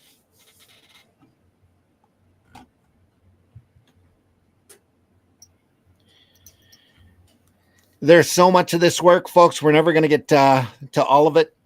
If there's something that you want to see us cover in future episodes, make sure you drop us a line and leave a suggestion. We will definitely take it under advisement. We show this stuff off because we love it. And this is some of our favorite work or stuff that really needs to be shown more often. Like we said earlier, this property hasn't been reprinted in a while and it desperately needs it. So Kevin O'Neill's work is phenomenal. If you want to see more of this kind of work, check out League of Extraordinary Gentlemen by O'Neill and Alan Moore, and Martial Law, if you can find it, also by Pat Mills and Kevin O'Neill. That material is very difficult. If you see it at a convention or anywhere, it's worth you picking it up. Also, very, very good fascist type material. Yeah. Yeah, it's basically Judge Dredd with superheroes. Yeah. It's the easiest way to describe it. Mitch, tell folks how they can find you. Well, you can find me at Linktree/Celtic Cross Studios, where you can find my webcomics, my socials, my online store, my website, everything else. All right. Glenn, tell folks how they can find you. You can find me on Fridays and Sunday with Randy on these shows. You can find me on Amazon. You can find me at New Haven Publishing. You can go to Barnes and Noble, or you could just, best thing to do, put my name in Google and it'll come up with lots of things you can see of my work all over the place. Make sure you check out Comics Unlimited as well over on Amazon. Yeah, currently got Hatch up there. My Great. Second World War book is coming along. It's slow, but it's coming along. I'm not giving any details until I've almost finished. Yeah. But it's a fully painted. Sorry, it's a fully painted book. Go ahead. Yeah. It's a fully painted book, so it's taken a while. Quality does take time. Folks, I've been your host, Randy Zimmerman. You can find my work over at aerocomics.store, where you can find works like Hero Bot Zero, which is a fun 3-foot-tall giant robot cartoon book that I really enjoy doing. There's a third issue in production. Calico Ashard over there with fantastic artwork by C. Michael Lanning. Also, there's more of that on the way in The Fool by myself and Chris Tyson's the urban vigilante who uses practical joke weapons to fight crime. And anybody he ties up for the cops, he takes a section of their clothing and incorporates it into his action suit. So he has the mutant power to sew. That's what he says. And go over there and take a look at aerocomics.store. If you go over to Amazon and look up my name, you can find that Shadow Kingdom book. You can find War of the Worlds Infestation. That's a 5-part, nice graphic, nice tight story graphic novel I wrote for Caliber back in the 80s or 90s. It's an updating of the War of the Worlds.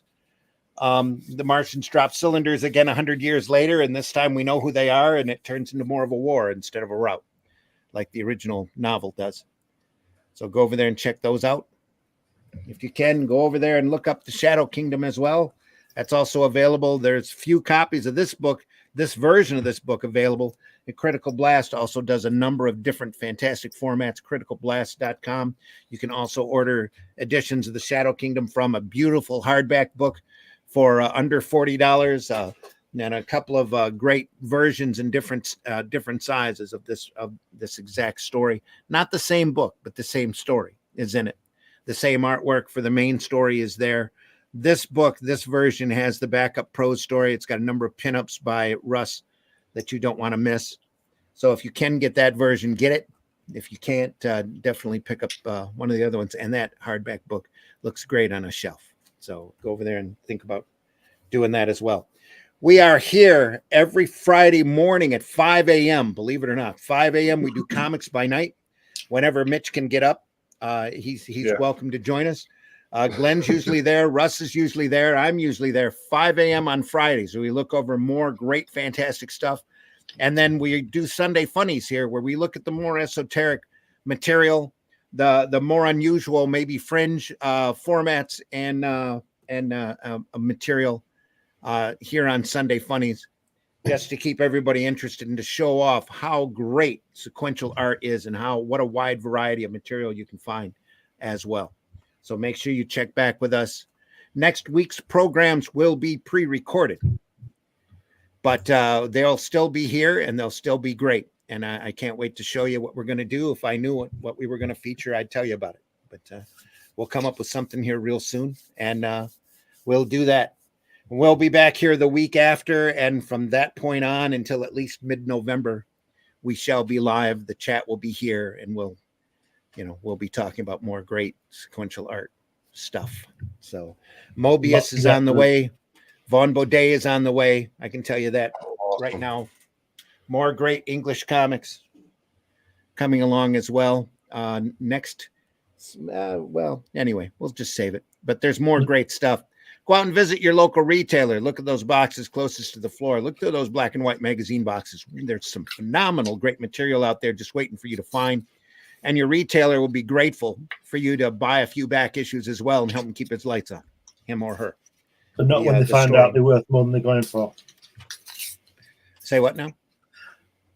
But he won't be happy when he finds out that they're worth more than he's putting them out for. Oh, well, don't say that.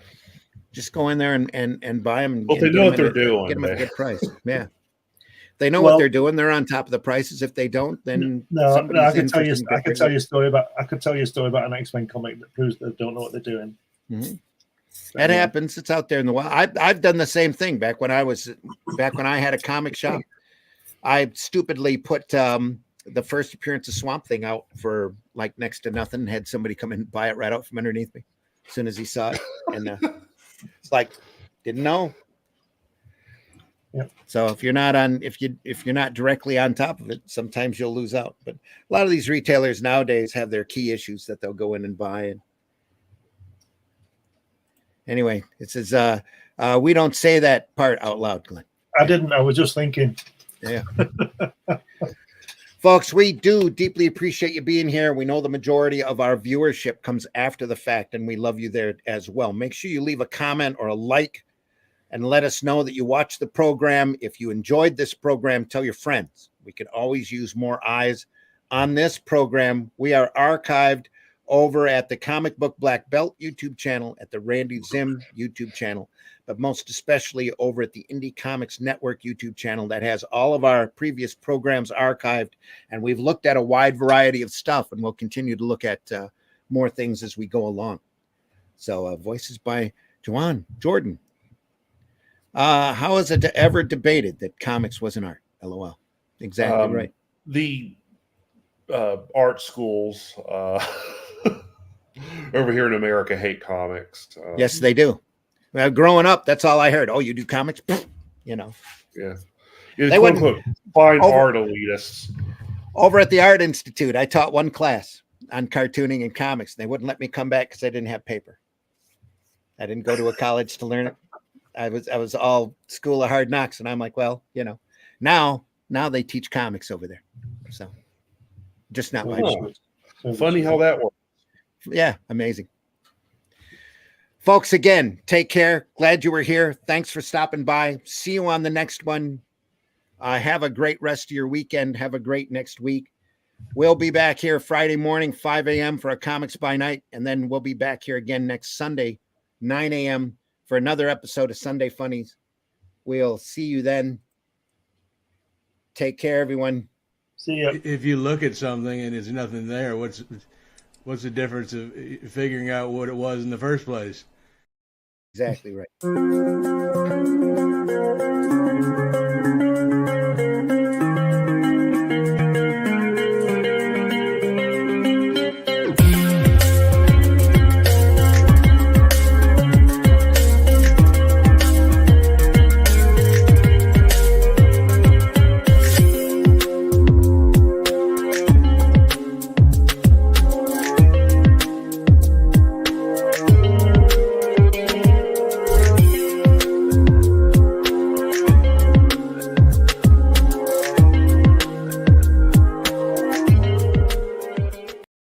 Joke's on you, bitch. I love this shit.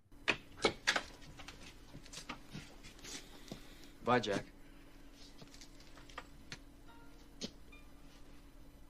We really shook the pillars of heaven, didn't we, Wayne? No horseshit, Jack. No horseshit.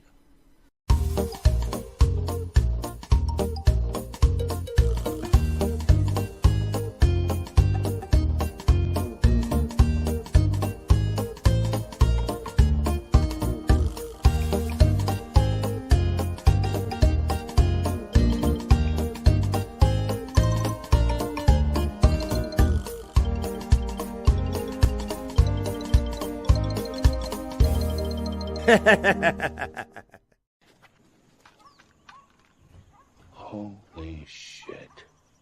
That is the craziest thing I have ever seen. And I'm Dennis Quaid, and Dennis Quaid has seen some shit. Taste the biscuit. Taste the goodness of the biscuit.